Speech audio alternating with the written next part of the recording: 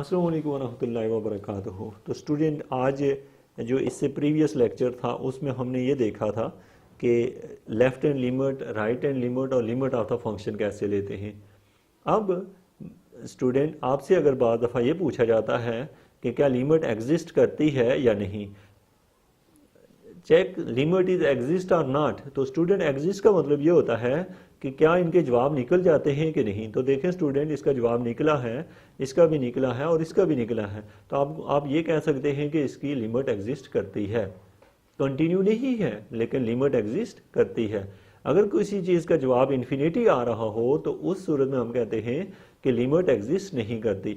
अगर हम कहेंगे कि अगर लेफ़्ट साइड से इन्फिनिटी आ रहा हो तो हम कहते हैं लेफ़्ट से एग्जिस्ट नहीं करती। अगर राइट का जवाब इन्फिनिटी आ रहा हो तो हम कहते हैं कि राइट एंड लिमिट एग्जिस्ट नहीं करती। और अगर इसका आंसर हो इन्फिनिटी आ रहा हो तो हम कहते हैं कि जो वन के ऊपर यानी उस फिक्स पॉइंट के ऊपर यानी limit of a function exist नहीं करती।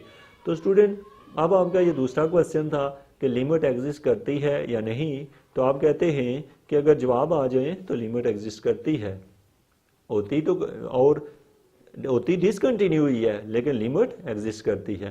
तो ये था आपको क्वेश्चन। आपको लिमिट के बारे में यही क्वेश्चन पूछे जाते हैं, left hand limit, right hand limit और कंटिन्यूटी के बारे में। तो आपको जब कभी भी कंटिन्यूटी चेक करनी हो तो ये उसका प्रोसीजर है। Thank you very much.